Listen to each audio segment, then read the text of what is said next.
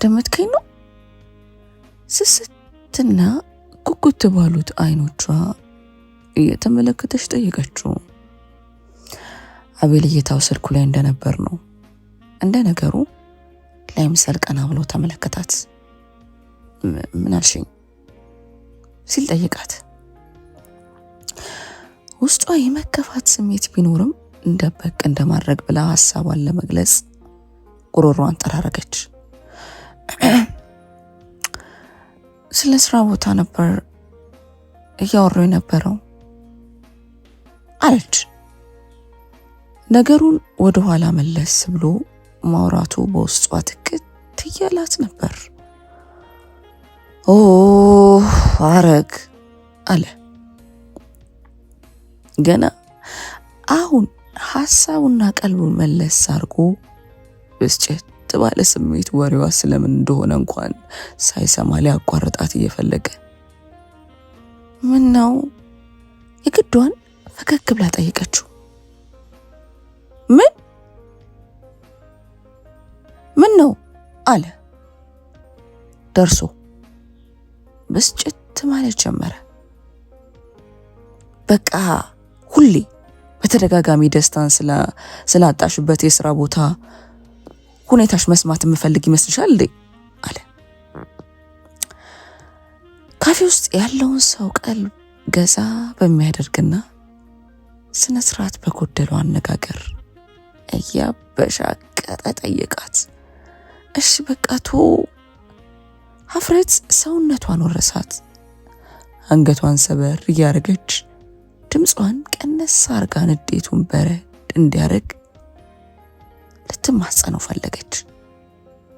ድብልቅቅ ያለው ስሜቷና ለመውረድ እየታገለ ያለውን እንባዋን ለመመለስ እንደምንም ታገለችው። አቤል መበሳጨቱ እንደቀጠለ ነበር። እኔ እኮ ስራ ፈታ አይደለሁ። ብዙ ስራ አስቀምጬ እንደመጣ ታውቂያለሽ። እሱንም እናፈኩ ካላገኘው የሚለውን ንጭንሽን ላለመስማት በሚል ነው። አንቺ ያለሽን ትንሽ የረፍት ሰዓት እንኳን ምስጋና ስለማታቀርቢበት ስላማረርሽ የስራ ቦታ መደስኮር ብቻ እሱን ፈሊጥ አድርገሽ ተይዘሽዋል። እና እኔ አቤል ስንት ማሰብ በሚችለው ጭንቅላት ያንቺን አተካራ እየሰማው ራሴን ስበክል ብሎ አለ። በድጋሚ ጠብር ግፍ ማድረጉን ቀጥሎ ሀረግ እንበኋላ አስችል ብሎ በጉንጯ ኩልል ብሎ ሲወርድ ታወቃት። ማልቀሷ ሌላ አቧራ ሊያስነሳ የሚችል ጉዳይ እንደሆነ አምና ፈጠን ብላ እንባዋን አበሰችው። ካፌ ውስጥ ያለው ሰው እርስ በርስ እየተንሾካሾከ እነሱን ሰረቅ አርጎ መመልከቱ አልቀረም ነበር። በቃ ትቼዋለሁ እኮ አለች እጅ እየሰጠች። ተሹ ቀኔን ከጦለብሽ በኋላ ማንሽ ሂሳብ አለ እጁን አየር ላይ ያጎናጨፈ። ካጣት በሆነ ሁኔታ ነበር ድምፁን ከፍ አድርጎ የተጣራው። ሀረግ ባቀረቀረችበት እንባዋን ጠራርጋ ራሷን መለስ ለማድረግ ታገለች። በተንሻውን በንቀት መልክ ያናገራት ከሷ ቀደም ብሎ ከተቀመጠበት ወንበር ብድግ አለ። እንደ ፈረደብኝ ረፈደ ምናምን ደግሞ እንዳልባል አልርስሽ አለ።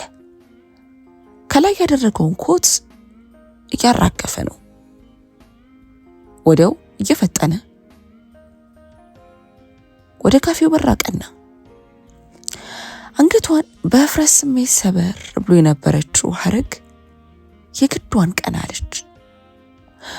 ቀደም ብሎ ጠባቸውን ሲመለከትና ሲያንሹጋሹጉባቸው የነበረው አስተናጋጅ ወደ ራሱ ጨዋታና ግርግር ተመልሶ ነበር። ቀና ስትል ከማንም የሚያሳቅቅ እይታ ጋር ለመገጣጠሟን ፈጣሪዋን እያመሰገነች ከወንበሯ ለመነሳት ስትስተካከል ከፊቷ እንደ ብርቱካን የሚያመራ ቅላት ያለው ሰው ከፊቱ የተቀመጠለትን ማኪያቶ ማማሰሉ እንደቀጠለ ፍጥጥ ብሎ ሲመለከታት አስተዋለች። እይታዋ ከእይታው ጋር ሲገጣጠም ደንገጥ ብላ ከተቀመጠችበት ብድግ ለማለት እየሞከረች እይታዋን ወደ ሌላ ልታረግ ስትል ሆኖ መልሳ መለስ ስታረገው የሰው እይታ ከሷ ላይ አልተነሳም ነበር። አረ ምንድነው? ሰዓት የለም። በራፉ ላይ ቆሞ የነበረው አቤል ባለበት ሆኖ ጮክ ብሎ ድምፁን አሰማ። ሐረግ ፈጠን ብላ ወደሱ ጋር አመራች። በራፉ ጋር እንደደረሰችን ፈራ ተባያለች። በጎንዮሽ የሚመለከታትን ሰው አስተዋለችው። ሰውየው ማየቱ እንደቀጠለ ነበር። ፊቱ ላይ ሐዘን ይሁን ጥያቄ ይሁን ግምታዊ መረዳት ብቻ አልቻለችም። ወደ ቢሮ ለመመለስ ከአቤል ጋር መንገድ ጀምረዋል። አቤል ወከባ የሚወድ ሰው ነበር። አለኝ ማለትና ለበታቾቹ ያለውን ንቀት ጣል እያረገባቸው ደግሞ ከሱ ከፍ ያሉትን በአክብሮት ጠብር ግፍ እያለላቸው ወዳጅነትን ማትረፍ የሚፈልግ እንደዚህ አይነት ባህሪ ያለው ሰው ነው።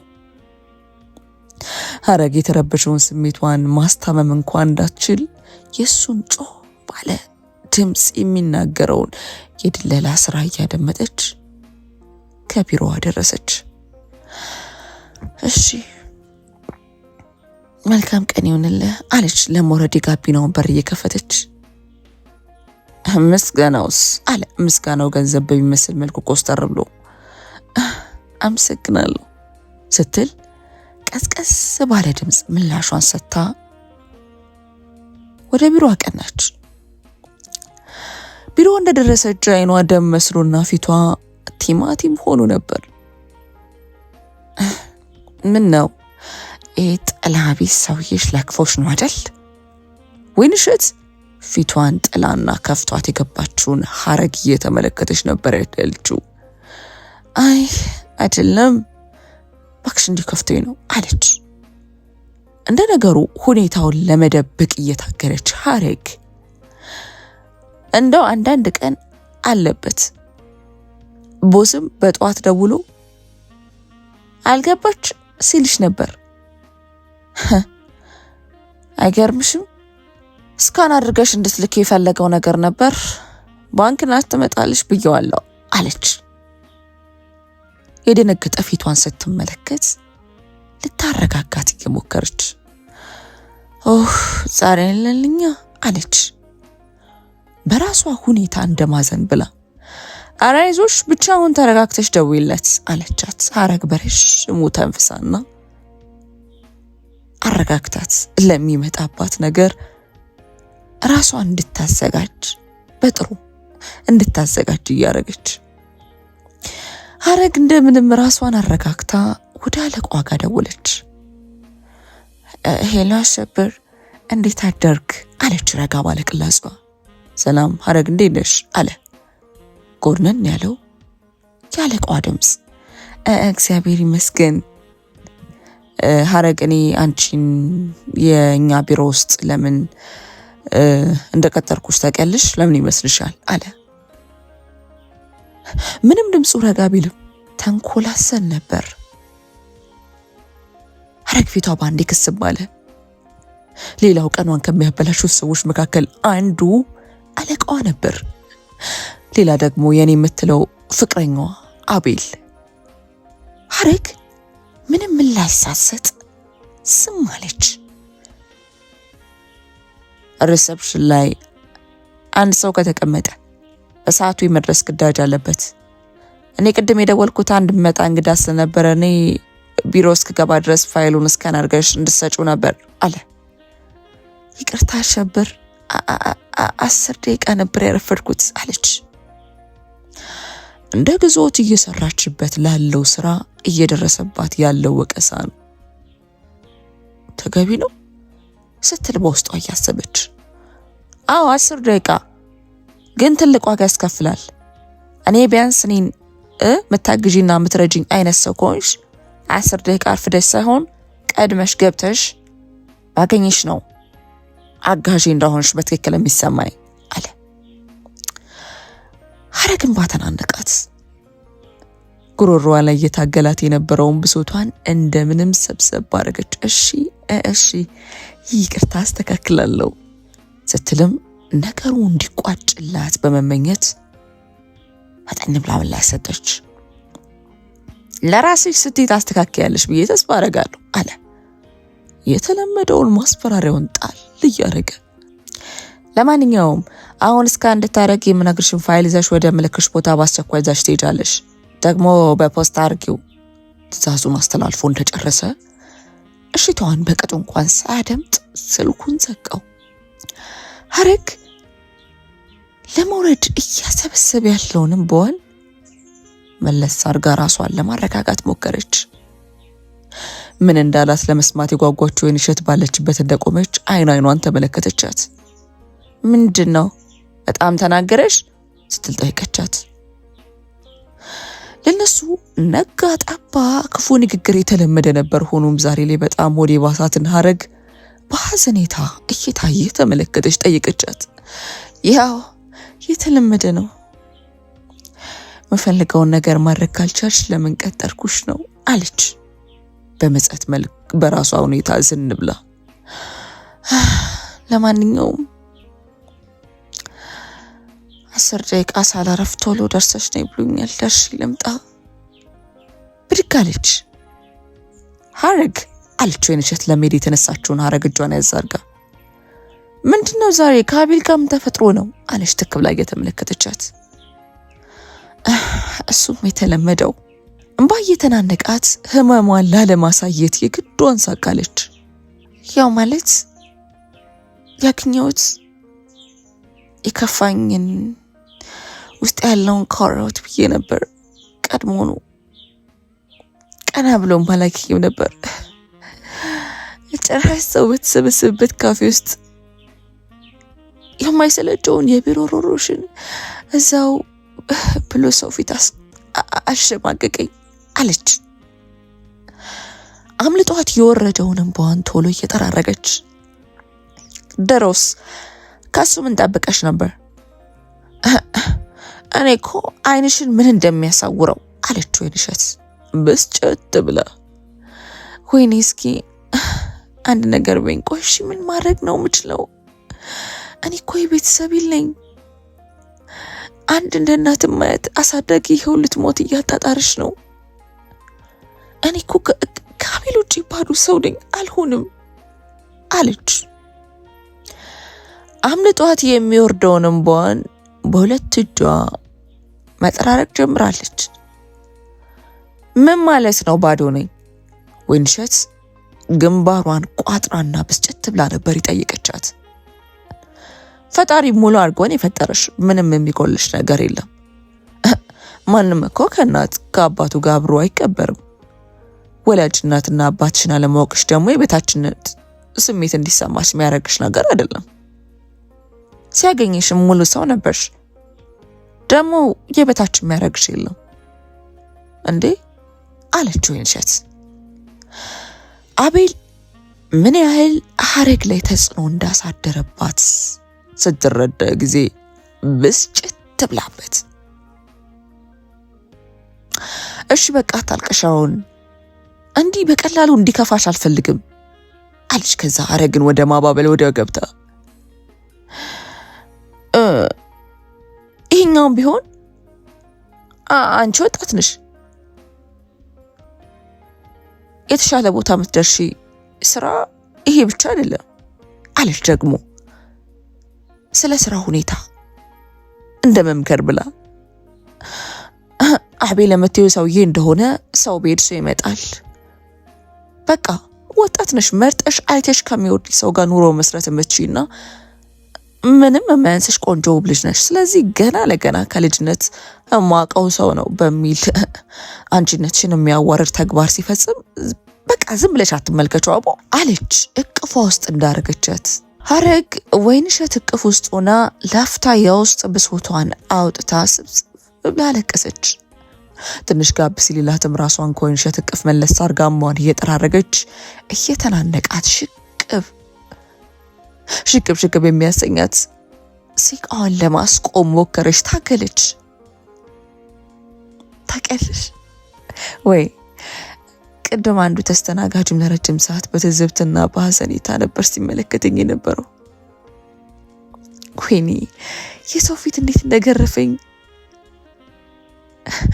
ታዲያ ለዙ ያ እንደ ጀብድ ነበር እየተከታተለ ንቀት በሞላ የቃላት ጅራፍ እኮ ይገረፈኝ። አላየሽም እኮ አለች። ቀደም ብሎ ካፌ ውስጥ የነበረው ሁኔታ በአይኗ ድቅን ሲልባት ሰቀቅ እያለችና በራሷ ሁኔታን እያዘነች ለራሷ እያዘነች ባይ ባይ እሺ በቃ አሁን ድጋሚ አረፈድሽ ብሎ እንዳይበሳጭብሽ በሂጂ አለች። ሌላኛዋ እሳት እየሆነባት ያለውን አለቃዋን እየገሰጸችላት በቃ ልክ ነሽ ሉጣ በእጇ ያዘችውን ፖስታና ስልክ ይዛ ከቢሮ ወጣች።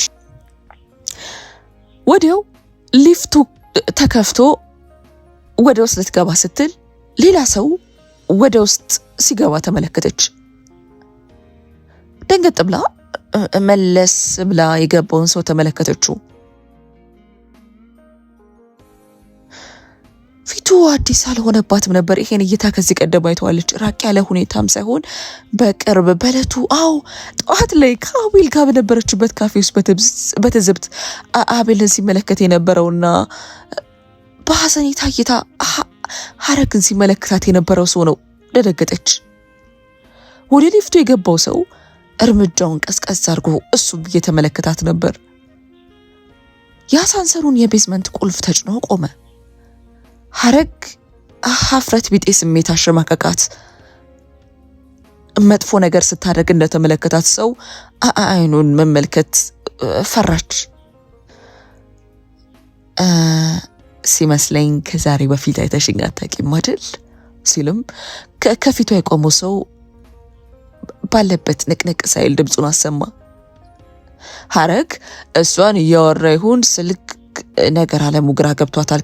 ከቀረቀረችበት ቀና ብላ ተመለከተችውና በዝምታ ሌላ ቃል እስኪወጣ ድረስ ተጠባበቀች። ወዲያው ፊቱ በእርጋታ መልክ ወደሷ መለስ አርጎ ተመለከታት። እዚህ ህንፃ ላይ አይተሽኝ አታውቂም ከዚህ በፊት ሲል በድጋሚ ረጋ ባለ ሁኔታ ጠይቃት። እውነት ለመናገር ሐረግ ይህን መልክ ስታይ መጀመሪያ ጊዜዋ ነው። እዛው ካፌ ውስጥ ነበርና ያየችው ጭንቅላቷን አይቻል አቅም አይነት ምልክት ሰጠችው በጭንቅላቷ። እኔ ግን አይቼሽ አውቃለሁ አለ። ሙሉ አቋሟን ከላይ እስከታች ፈገግ ብሎ እየተመለከተ የት አለች። እዚሁ ህንፃ ላይ 11ኛ ላይ ነሽ አይደል? ፈገግ ብሎ ጠይቃት። አዎ አለች። እኔ ደግሞ ከናንተ አንዳች ነኝ አለ በፈገግታ እየተመለከታት። ላፍታ በመካከላቸው ዝምታ ሰፈነ። ለስራ እየወጣች ነው አለ እጇ ላይ ያለውን ፖስታ እየተመለከተ። አዎ አለችው። ወዴት ነሽ ታዲያ አለ ከተል አድርጎ አቅጣጫዋን እየጠየቀ። እኔ ወደ 22 እኔ ወደ መገናኛ ነኝ። መኪና ካለሽ ልሸኝሽ ትላለሁ ፈቃደኛ ከሆንሽ አለ። ሐረግ ላፍታ እንደማመንታት አለች። ሆኖም ከጧት ጀምሮ ባደረባት የጭንቀትና የመረበሽ ስሜት አማካኝነት ራሷ ልክ ስላልነበር የቀረበላትን ጥያቄ እምቢ ማለቱን አልፈለገችውም ነበር። እሺ ማለቱ አሳቋት። እንደማመንታት እያለች አንገቷን ሰበር አርጋ ቀርቅራ ዝም አለች። አታስቢ እኔ እግረ መንገዴን ነው እሺ አለ ሁኔታዋን ተረድቶ ፈገግ እያለ። ተያይዘው ቤስመንት ወረዱ። ቅንጡ የሚባል መኪና አጠገብ ሲደርሱ የመኪናውን ቁልፍ ተጫነ። ቀደም ብሏት እስኪገባ ድረስ እርምጃዋን ቀስቀስ አርጋ ባለችበት ቆማለች። ግቢ አለ በእጁ ምልክት እየሰጠ። እሷም ምሽቷን ገልጻ መኪና ውስጥ ገባች። መኪናው ከውጭ የቅንጡ መኪናነት ቅርጹን ቢይዝም ውስጡ ደግሞ ቅንጡ መኖሪያ የመሰለ ምቾትና ግርማ ሞገስ ያለው ነበር። እሺ ስሜቷን ላለመረበሽና ላለማሳቀቅ በሚመስል ሁኔታ የሙዚቃ ማጫወቻውን በጣቱ ነካክቶ ቀስቀስ ያለና ለስለስ ያለ ክላሲካል ከፈተ። መንገዱ የተዘጋጋ ነበር። ሐረግ ድምጿ ቅላጼዋን ለመውጣት ገፋፋት። ክላሲካሉን ተከትላ የራሷን እንጉርጉሮ ማሰማት ጀመረች። በስሜት ሲከፋት ሁሌ እንደምታደርገው ራሷን ለማረሳሳት ያለችበትን ቦታ እርስት አርጋ በራሷ ቅላጼ ማንጎራጎር ጀመረች።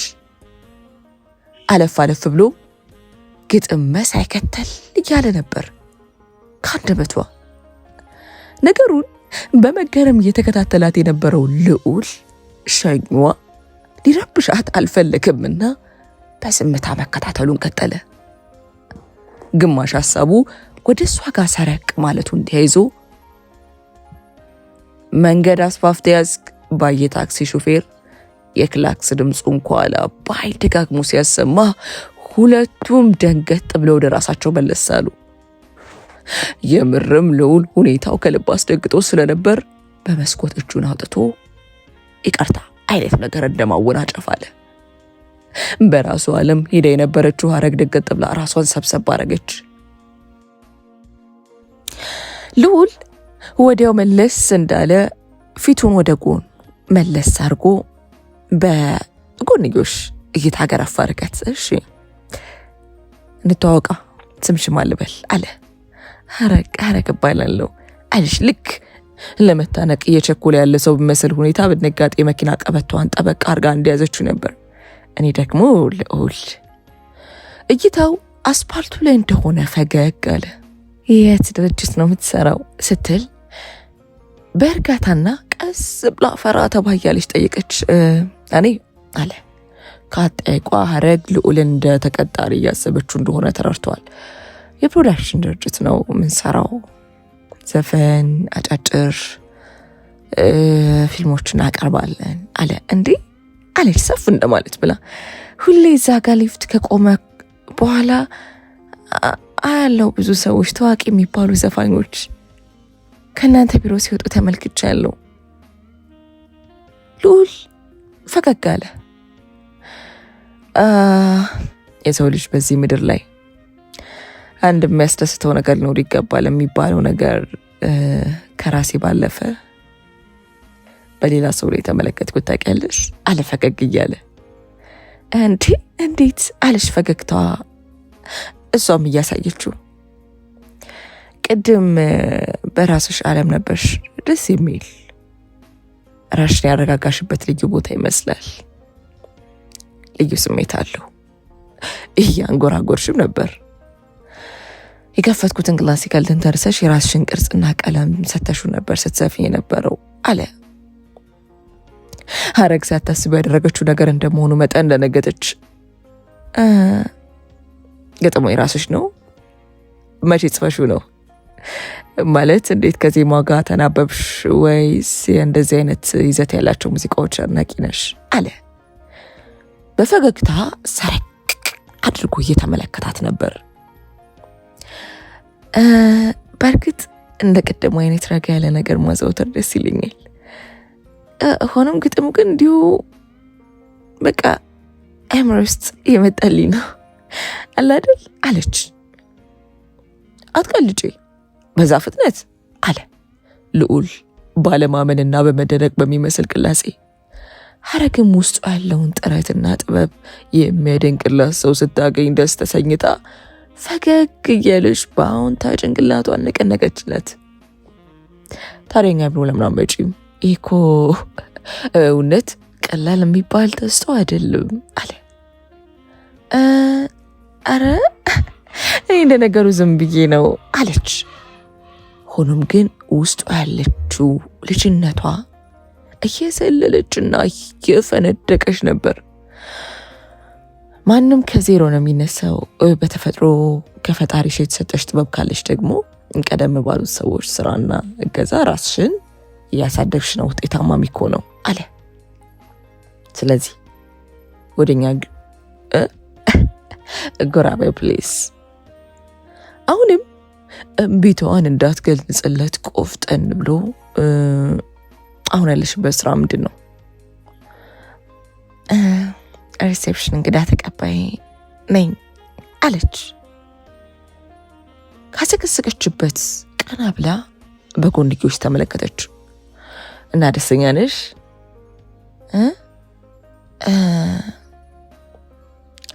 አይ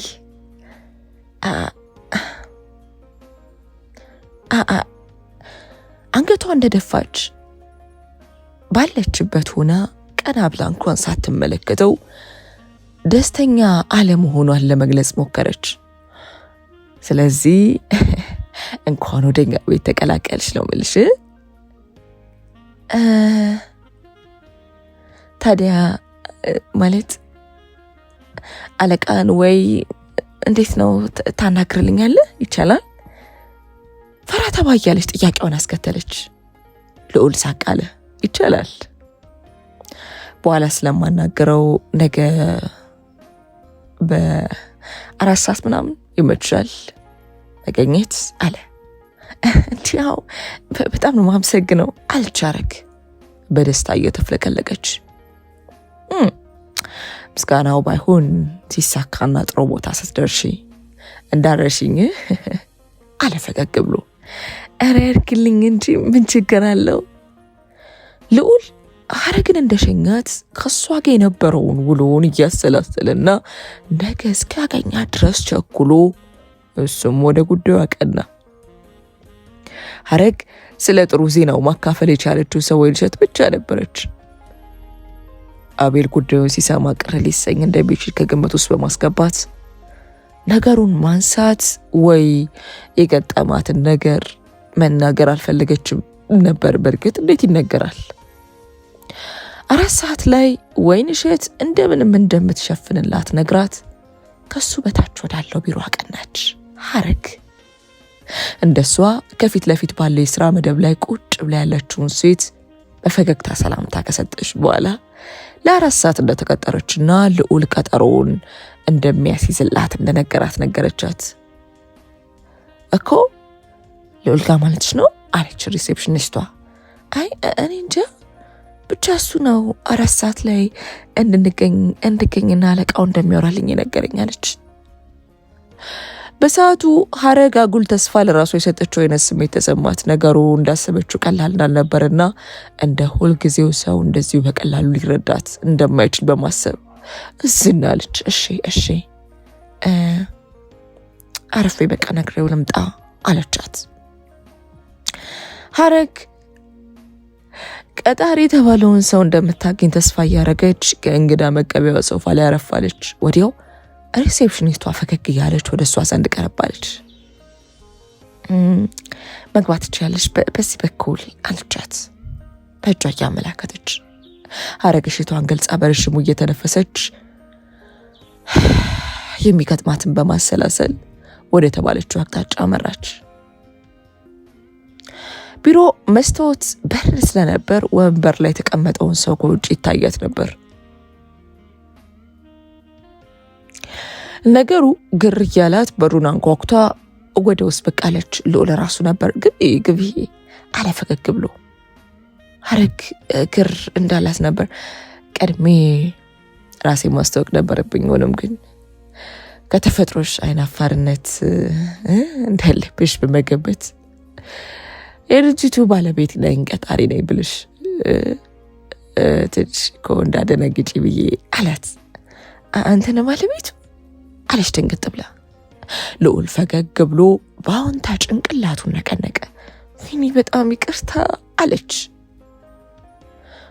ኢትስ ኦኬ ችግር የለውም አለ። ቁጭ በይ እሺ ስለዚህ መጀመሪያ አለ እየተመለከታት ላፍታ አሰብ እያረገ። ሐረግም የሚለውን ለመስማት በመጓጓት ቀና ብላ ተመለከተችው።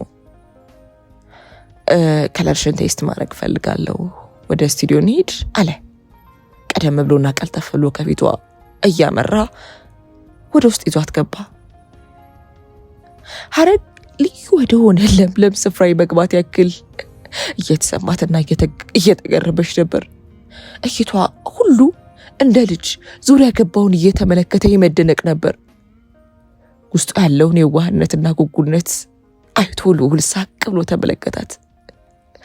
ሐረግና ልዑል ስቱዲዮ ውስጥ ባላት መሰረት 1-2 ሙከራዎችን ማድረግ ጀመሩ። ሐረግ የራሷ ዓለም ውስጥ ገባች። በቃ ራሷን የመሆን ያህል ሲሰማት ታወቃት። ከውጭ ሆኖ ሁኔታዋን የድምጿን ፍሰትና ቅላጼዋን በደንብ እየተከታተለ የነበረው ልዑል ፍስስ ብሎ ሁኔታዋን እየተከታተለ በመሃል ስልክ ሲገባ አንዴ እንድታቆም በእጁ ምልክት ሲሰጣት በመሃል ስትሞክር በዚህ መልኩ ድምጿን ቴስት ሲያደርግ ቀጠሉ። ነገር ግን በመሃል ወዲያው የሐረግ ስልክ አቃጨለ። ገጽታዋ ቅይር ሲልና ደንገጥ ስትል ተመለከታት። ለማንሳት እየተርበተበተች መሆኑን ሲያቅ የራሱን ስልክ ዘግቶ ማውራት እንደምችል ምልክት ሰጣት።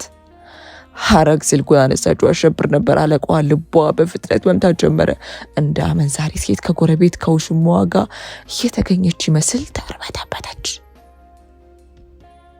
ድምፁ እንደ መብረቅ የሚያስተጋባው አሸብር ስሙ ብቻ ሳይሆን መላ ተግባሩን ለዛ ነበር።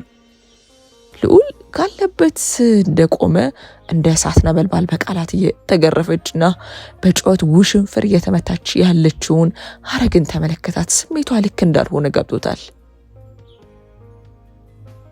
ሐረግ ስልኩ እንደዘጋች ወዲያው ፊቷ ቀይር አለ። በቃ ልሂድ፣ ነገ መምጣት ወይ ከቻልኩ አለች። ፈራ ተባያለች። ይቻላል ሐረግ አታስቢ አለ። ሁኔታዋን ሲመለከት ከልቡ እያሰነላት ነበር። ሐረግ ምስጋናዋን ገልጻ እግሯ ወደ በሩ እንዳመራ ልዑል ከኋላ ከተል ብሎ እዚህ ስንት ነው የሚከፈልሽ ሲል ጠይቃት።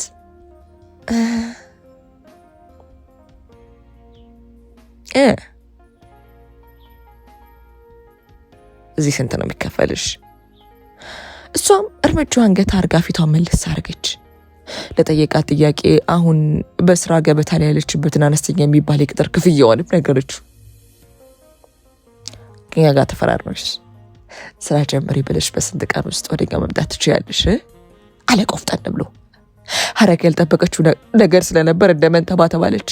ማለት እድሉን አግኝቼ ነው? እኔ እኮ ለአንድ ጊዜ ብቻ የፈለጋችሁ ይመስሉኝ ነበር አለች። በህይወት ዘመኗ እድል ለመጀመሪያ ጊዜ ከጎኗ የመቆም አዝማሚያን ስታሳያት ባለማመን መልኩ አንድ አረፍ በይ ላስረዳሽና ትሄጃለሽ አለ። ሐረግ ቀደም ብሎ የደረሰባት የስልክ ውርጅብኝ ቢያስፈራትም ለወደፊት ስኬቷ ስትል ነገሩን ለማድመጥ ስትል የግድ አረፋለች። ሐረግ ከአንቺ ጋር ውል ከፈጸምን በኮንትራት ነው የሚሆነው።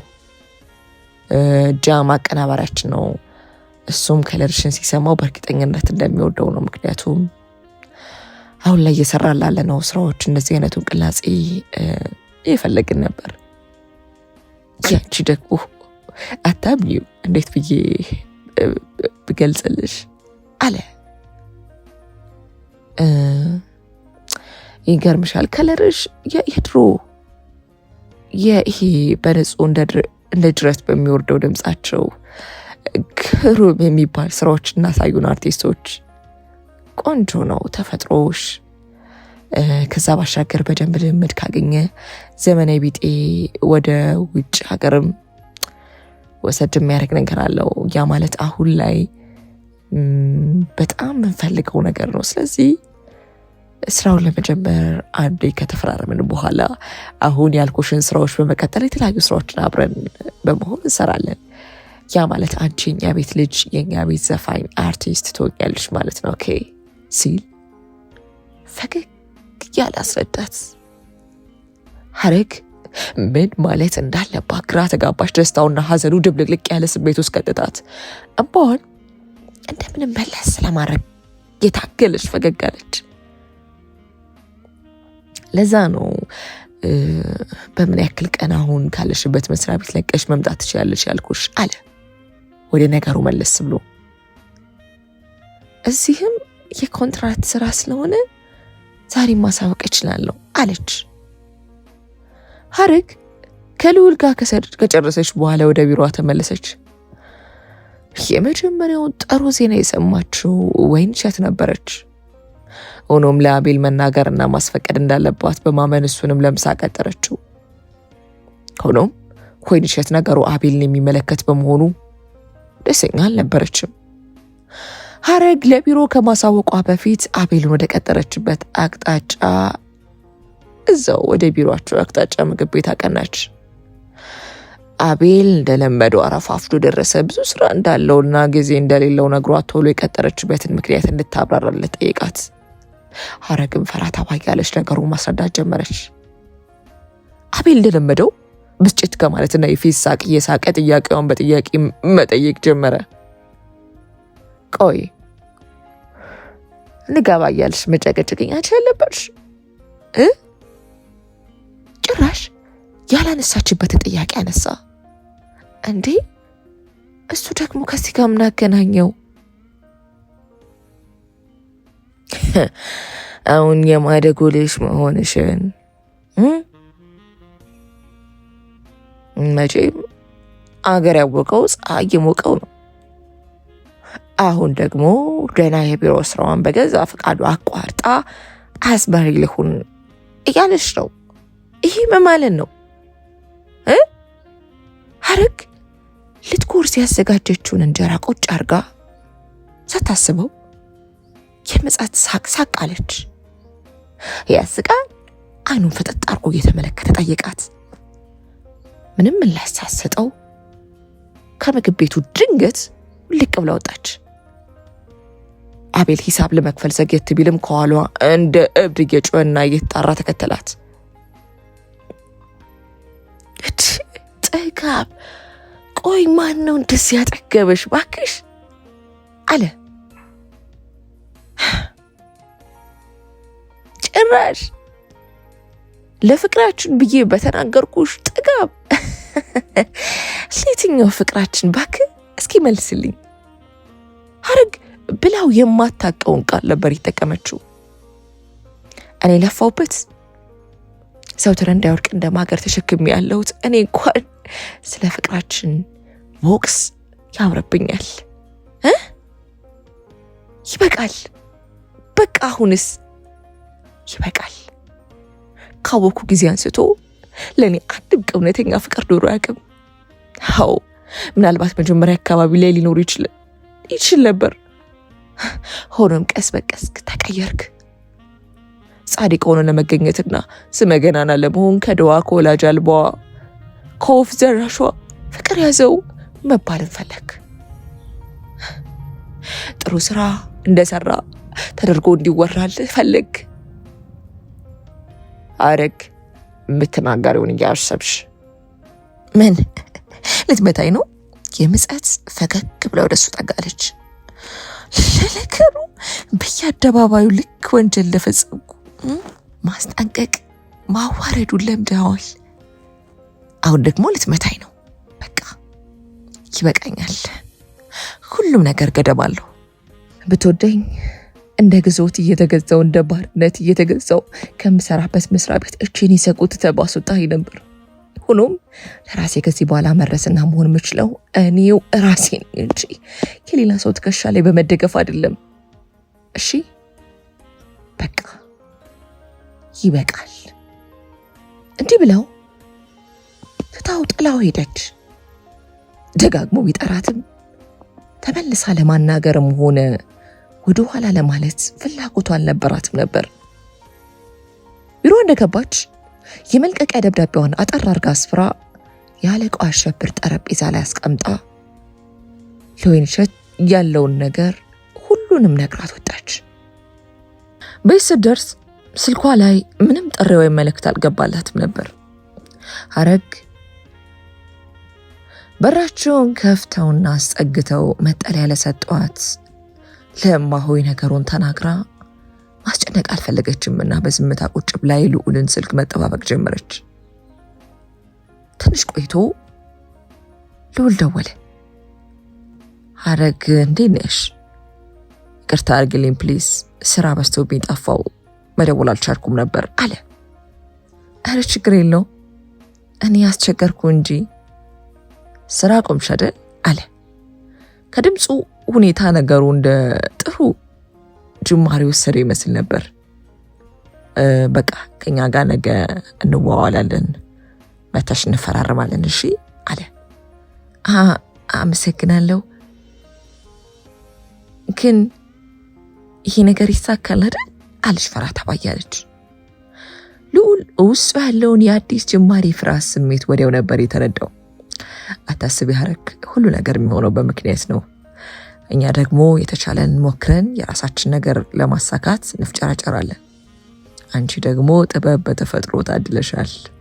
በቃ ዋናው ነገር ይሄ ነው እሺ አላት። ሐረግ በነጋታው ከልዑል ጋር ተፈራርማ ስራ ከጀመረችበት ዕለት ጀምሮ ራሷ ላይ አንዳች የነጻነትና ራስን የመሆን ስሜትን ማስተናገድ ጀምራለች። ከዛ በዘለለ የራስ መተማመን ስሜቷም እየጨመረ መጥቷል። ሆኖም ሐረግ አቤል ላይ ተስፋ አልቆረጠችበትም ነበር። አቤል የልጅነት ፍቅሯ ነው። ሰው ሁሉ ተጠይፎ ሲርቃት ካጠገቧ የነበረ ሰው። ሆኖም አቤል አዲሱ ስራዋን በመጀመሯ ምክንያት ሊያትም ሆነ ሊያናግራት ፈቃደኛ አልነበረም። በዚህ ሁኔታ ውስጥ እንደ ቀልድ 6 ወራት ተቆጠረ። ሐረግ አንድ ባህላዊና ዘመናዊ ቅርጽ የያዘ ነጠላ ዜማንም አሰማች። ታዲያ በማራኪው ድምጿ ያልተደሰተ ሰው አልነበረም። አዲሷ ፈርጥ ተባለች። ሐረግ ሐረግ የሚለው ስሟ በየቦታው መሰማት ጀመረ። የሐረግን ስኬታማ ስራ በማስመልከት የክሩ አባላት ሰብሰብ ብለው አንድ አነስ ያለች ፕሮግራም አዘጋጁላት። መልካም ምኞታቸውን ሁሉም ገለጹላት። አለፍ አለፍ ብሎ ሁሉም የራሱን ወሬ እንዲሁ በመሃል ሲጫወት ሐረግ ንፋስ ለመቀበል ወጣ ብላ ለብቻዋ እያለች እንኳን ደስ አለሽ ሐረግ አለ ልዑል። ሳታስቡ ነበር የመጣው። ልዑል ቃላት የለኝም መቼም አሁን ያለሁበት ቦታ በማን እንደቆምኩ ለአንተ አልነግርህም አለች። ያዩሽ ቀን ድምፅሽን የሰማሁት ቀን ነው ትልቅ ቦታ እንደመደርሽ እርግጠኛ ሆንኩት አላት በፈገግታ እየተመለከተ። ሐረግ በምላሹ እንደ ነገሩ ፈገግ ብላ ዝም አለች። አንድ ነገር ልጠይቅሽ ሐረግ ይቻላል? በእርግጥ ከስራም ባለፈ ላውቅሽና ልቀርብሽ በፈልጋት አይነት ሴት ነሽ። ሆኖም ግን ዝምታ ስለሚያስፈራኝ አብዛኛውን ጊዜ ራሴ እቆጥባለሁ። ሆኖም ግን ሁሌ ልጠይቅሽ የምፈልገው አንድ ነገር አለ። በሕይወትሽ ደስተኛ ነሽ ሐረግ? ሐረግ ዝም ብላ ከተመለከተችው ባጠይቁም ትንሽ ግራ እንደ መጋባት ካለች በኋላ ጥያቄው ያላቸውን የቅርበት መስመር እንዳያቆረፍደው ስለፈራች አለች። ለመመለስ ቃላት አጥሯት ይመስላል። በሕይወቴ ሰው የለኝም አለች። አይኗን ከአንድ ቦታ ላይ ፍስስ እንዳረገች ነበር። ማለት አለ ወሬውን ለመስማት ይበልጥ የጓጓው ልዑል። ማለትማ የነበርኩበት የማደጎ ቤት 10ዎቹ ዕድሜ ላይ ያለው ነበር በደረሰበት የእሳት አደጋ ምክንያት የተበተነው። የዛኔ መሄጃ ስላልነበረኝ ጎዳና ወደቅኩ። ታዲያ ብርድና ረሃብ በየተራ ሲፈራረቁብኝ ጊዜ የተመለከቱኝ እናት ወደ ቤታቸው አስገቡኝ። አሁንም አሁን ሆኗል አለች ፈገግ ብላ። ኑሮዬ ከእኚህ ደካማ እናት ጋር ነበር። ከእሳቸው የዕለት ጉርስ እየቆረስኩ ሲሰጡኝ እሳቀቅ ነበር። እሳቸው ግን ያላቸውን አካፍለውኝ ለመኖር ፈቃደኛ ነበሩ። ተመስገን ነው። ቢያንስ አሁን ምግዛቸው ጊዜ ደርሰዋል አለች ከዓይኗ ሊፈስ እየተንደረደረ የነበረውን እንባዋን ፈጠን ብላ በጣቶቿ ከደበቻቸው።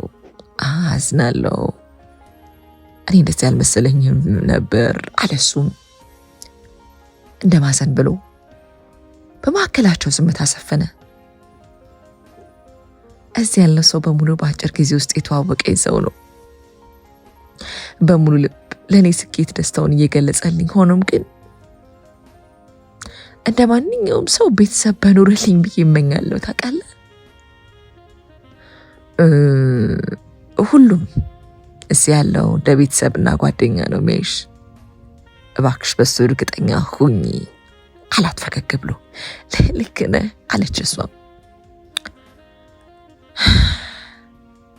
ከሚገባኝ በላይ ነው ይሄ ከሚገባኝ።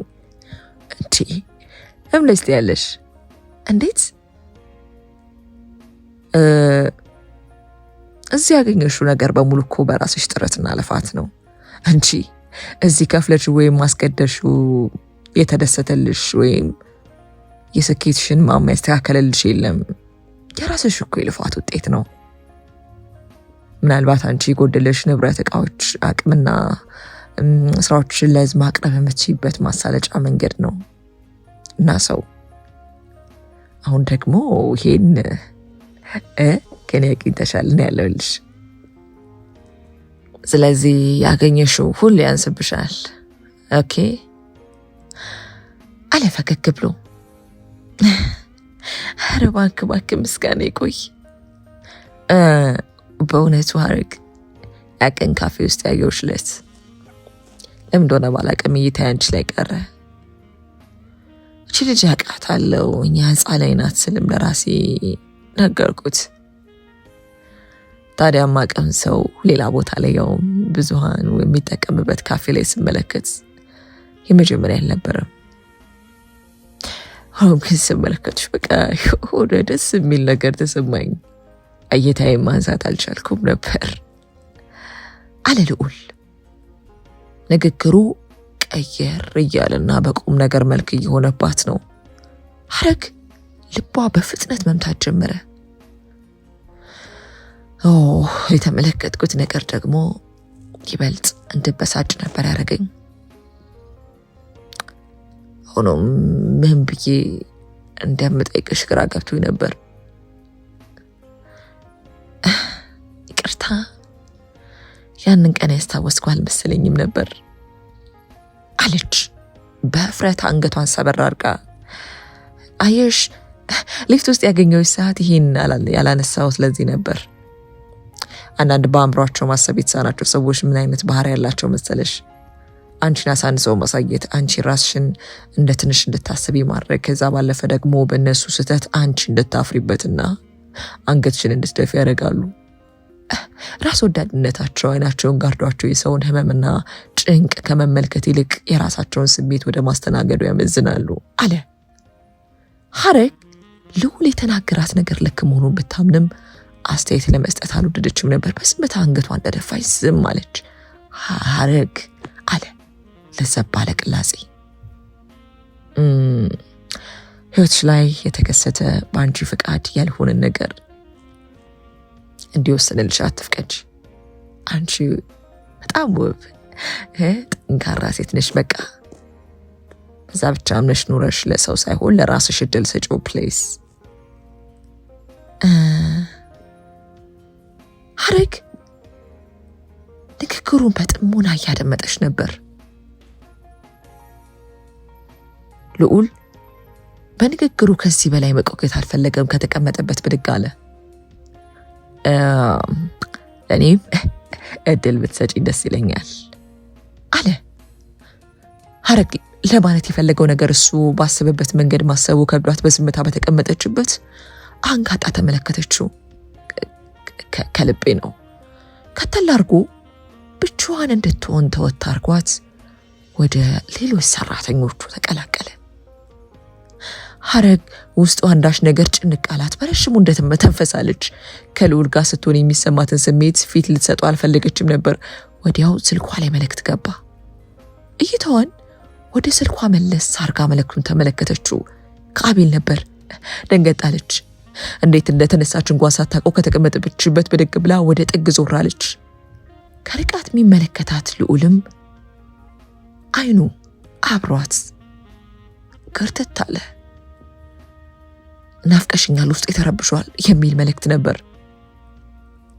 ቸኮል ብላ የአቤልን ስልክ ተጭና ደወለች። ሄሎ አለ በሚቆራረጥ ድምፅ። አቤል ደህና ነህ? በተጨነቀ ድምፅ ጠየቀችው። ደህና ነኝ ሐረግዬ፣ እንዴት ነሽ አንቺ? አለ ለስለስ ባለ ቅላጼ። እኔ ደህና ነኝ። አነጋገሩ ግር ያላት ነበር።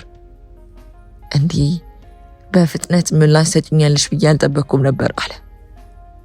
ውስጥ የተረብሿል ስትል ጊዜ ደንግጬ አለች እሷ። አዎ ዛሬ የደስታሽ ቀን መሆኑን ሰማው አለ። በምን አወክ? ምን ብንዘጋጋ እኮ እኔ አራኩሽም፣ ጨክኛ አልጨከንኩብሽም፣ አንቺ ነሽ የተውሽኝ እንጂ አለ እየተለሰለሰ። ሐረግ ምላሽ አልሰጠችውም ነበር። ምንም አይነት ድምፅ ሲያጣ ቀጠል አደረገ። የደስታሽ ቀን ላይ አብረሽ በሆን ደስ ይለኛል፣ አውቃለሁ ካጠገብሽ ማንም እንደሌለ አለ። ሐረግ ዝም አለች። ምንም አይነት ምላሽ ልትሰጠው አልፈለገችም ነበር። ዝምታዋ ሲያስፈራው ጉሮሮውን እንደ መጠራረግ አለ። ነገ ላገኝሽ ፈልጌ ነበር ይቻላል አለ። ሐረግ ላፍታ ያክል እንደማሰብ አለች። እሺ በጣም ነው ማመሰግነው አለ ፈጠን እያለ። ሐረግ ሐሳቧን ለማስቀየር እንኳን እድሉን ሳታገኝ ስልኩ ተዘጋ። በረሽሙ ተነፈሰች። ሆኖም አለፍና ቆየት ካለ ከምትወደው ሰው ጋር መገናኘቷ ለሷ ሌላ ስሜት እየጫረባት ነበር። ሰላም ነው አለ በርቀት ሲመለከታት የነበረው ልዑል ቀረብ ብሎ። ሐረግ ፈገግ አለች። ቅድም በደካማ ጎኔ ገብቶ እንደተፈታተነኝ የገለጽክልኝ ጊስላ ነው አለች ፈገግ ብላ። ምን ፈልጎ? ሊያገኘኝ ይፈልጋል። ሰምቼ ማላቅ የፍቅር ድምፅ ነበር የሰማሁበት አለች የምጸት ፈገግ ብላ። አታገኘው አለ ሳያስበው ነበር ፍጥን ብሎ የተናገረው። ሐረግ ቀና ብላ በዝምታ ተመለከተችው። ይቅርታ ግን አታገኘው ማለት ይሄ ምልሽ ምክር እንደሚሰሰው ሳይሆን በቃ ለአንቺ ስሜት እንዳለው ሰው ነው አለ አይኗን እየተመለከተ። እንደ ጓደኛና እንደ ስራ ባልደረባ ደግሞ ነገሮችን በጥንቃቄ አይን እንድትወስጂ ሁሌም ራስሽን አስቀድሚ አለ። ዝም እንዳለች ተመለከተችው። አይኖቿ ከአይኖቹ ተዋሃዱ። ካስጨነቁሽ ግን ይቅርታ አለ። አልቀረም። ሐረግ በቀጠሮዋ መሰረት ከአቤል ጋር ተገናኘች። እንደ ድሮ ካፌ ቁጭ ብላ ማዶ ማዶ እየተመለከተች መምጣቱን የምትጠባበቀው አቤል አልነበረም ያገኘችው። አጠገቧ ሲደርስ ለሰላምታ እንኳን ተንጠባሮ የናፍቆቱ እጆቿንና አይኗን ችላ የሚለውን አቤል አልነበረም ያገኘችው። ወዲያው እንዴት ነሽ ልኝ አለ። ሄዱ ጥምጥም አለባት። ሐረግ ደነገጠች። አቤልን በእንደዚህ አይነት ሁኔታ አስተናግዷት ወይም ሲያስተናግዳት አይታ አታውቅም ነበር። እሷ በእርጋታ እጆቿን ወደ ትከሻው ልካ አጸፋውን ከመለሰች በኋላ ረጋ ባለ ሁኔታ አረፋለች። ሆኖም አቤል እንደዚህ ቀደሙ አልነበረም። ሰውነት ርቆትና ቅስት ብሎ ነበር። ፊቷ ላይ የተመለከተችውን ስሜቷን አንጸባርቃ ልታሳቅቀው ባትፈልግም ትክ ብላ ግን ተመለከተችው። በጣም ናፍቅሽኝ ማሪውነት አለ አቤል አለች። ወይ አለ ቸኩል እንደማለት ብሎ። ቤት ሁሉም ሰላም ነው አይደል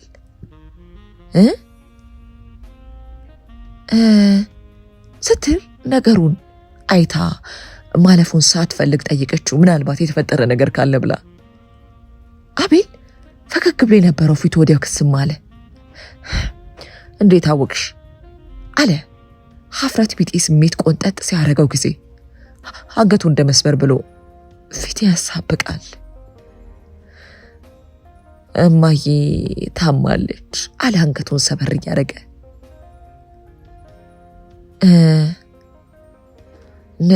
በቃ ንግዴም ከሰረ፣ ሁሉ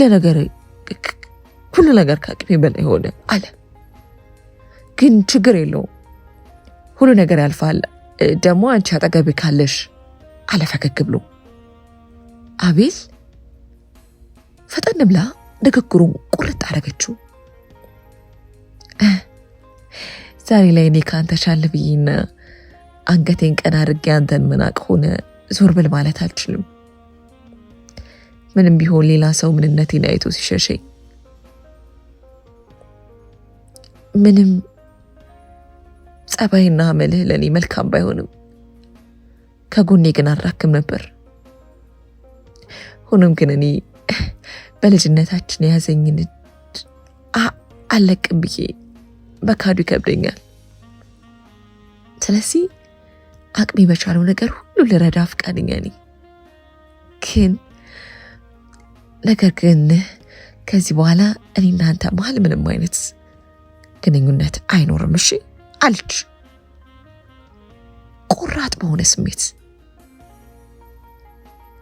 አቤል ያለችውን ነገር አላመንም። አውቃለሁ እኮ አረጌ ብዙ በድዬሻለሁ አለ። ተው እኔ ይቅር ካልኩ ቆይቻለሁ። ባይሆን ምን ማድረግ እንዳለብን መነጋገር አለብን። ከዚህ በኋላ እኔ እናንተ ወንድምና እህት መሆን እንችላለን እሺ አለች። በዚህ ሁኔታ ተለያዩ። ሐረግ ወደ ስቱዲዮ ስታቀና ውስጧ ሰላምና መረጋጋት እየተሰማት ነበር። ሰው ላይ ሸክም ከመሆን አልፎ ሰውን ለመርዳት መብቃቷ ደስ አሰኝቷታል። ቢሮ ስትደርስ ምሳ ሰዓት ስለነበር ቢሮ የነበረው ሰራተኛ ምሳውን ሊበላ ወጥቶ ነበር። በቀስታ ወደ ልዑል ቢሮ አቀናች። ልዑል ተሽከርካሪ ወንበሩ ላይ ለጠጥ ብሎ እንደተቀመጠ ሐሳብ ውጦት አስተዋለችው። በሩን በቀስታ አንኳኩታ ፈገግ ያለች ወደ ውስጥ ዘለቀች። እንዴት ዋልክ አለች። ልዑል ከሐሳቡ መለስ ብሎ ተመለከታት። ሆኖም ልዑል ፈገግ ከማለት ይልቅ የከፋው ይመስል ነበር። ካለ ወትሮ ሰላምታ ሳይሰጣት ለጠጥ ካለበት ወንበሩ መለስ እያለ ምሳ ግብዣ አሪፍ ነበር አለ። ንግግሩ የፌዝም ጭምር ይመስል ነበር። አዎ እንደውም ዛሬ ሰርፕራይዝ አለኝ አለች። ፈገግታዋ ፊቷ ላይ ይነበብ ነበር። ልዑል ነገሩን ለመስማት ሰፍ ብሎ ተዘጋጀ። እራት ግብዣ አለብኝ አለች እየተፍለቀለቀች። ምላሽ ሳይሰጣት የግዱን ስሜቱን ደበቅ ለማድረግ እየሞከረ ፈገግ አለ። እንኳን ደስ አለሽ አለ የግዱን። ለምኑ? ቅርታ እራት ግብዣው እኮ ከእርሶ ጋር ነው አለች።